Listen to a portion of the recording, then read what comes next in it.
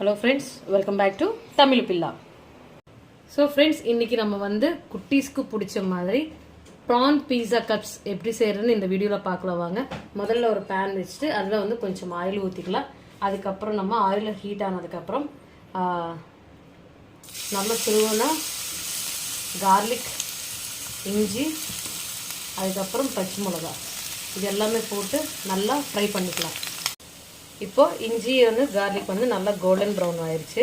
அதுக்கப்புறம் இதில் வந்து நம்ம இப்போது கட் பண்ண வச்சா வெங்காயம் போட்டுக்கலாம். இதுவும் நல்லா கொஞ்சம் ஃப்ரை பண்ணிக்கலாம். ஆனியன் வந்து நல்லா கோல்டன் ப்ரௌன் கலர் வந்துச்சு. இப்போ இதில் வந்து நம்ம குட்டி குட்டியாக கட் பண்ண ப்ரான்ஸ் போட்டு நல்லா ஃப்ரை பண்ணிக்கலாம்.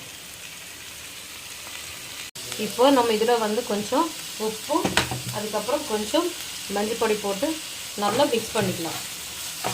இப்போது உப்பு மஞ்சள் போட்டு நல்லா மிக்ஸ் பண்ணி இது 2 மினிட்ஸ் நம்ம குக் பண்ணிக்கலாம்.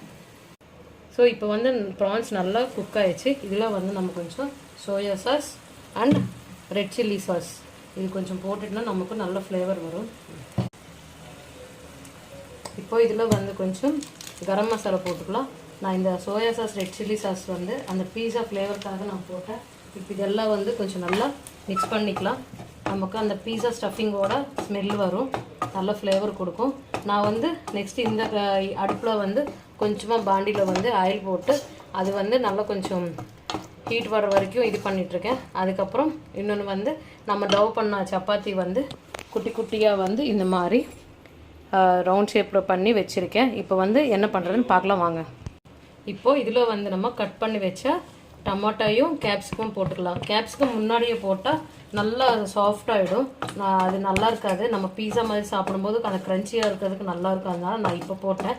இப்போ 2 மினிட்ஸு இது நம்ம நல்லா குக் பண்ணிக்கலாம். போதுங்க, 2 மினிட்ஸ் போதும்.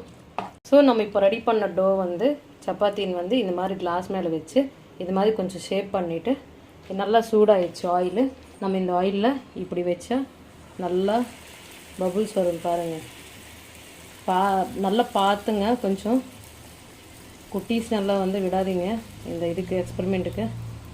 கொஞ்சம் வந்து ஒரு நைஃப் வச்சு ஸ்லோவாக இப்படி பண்ண டோ வரும் பாருங்கள். கப் ஷேப் வருது உங்களுக்கு.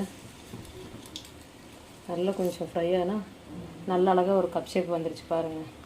இதனால் கொஞ்சம் ஃப்ரை ஆகட்டும். ஸோ பாருங்கள், நல்ல அழகான பர்ல் ஷேப் வந்துருச்சு. இப்போ இதில் வந்து நம்ம அந்த கறி வச்சுட்டு இதில் நம்ம வந்து சீஸ் எல்லாம் போட்டு மைக்ரோவேவில் வச்சுட்டு கொஞ்சம் சூட் பண்ணிக்கலாம். பீஸா கப்ஸு ரெடி ஆகிடும். இது மேலே கொஞ்சம் நமக்கு ஆரிகானோ, அதுக்கப்புறம் சில்லி ஃப்ளேக்ஸ் போட்டு சாப்பிட்டா ரொம்ப நல்லாயிருக்கும். இதெல்லாம் நம்ம ப்ராஸ் சீஸ் பவுல்ஸ் ரெடி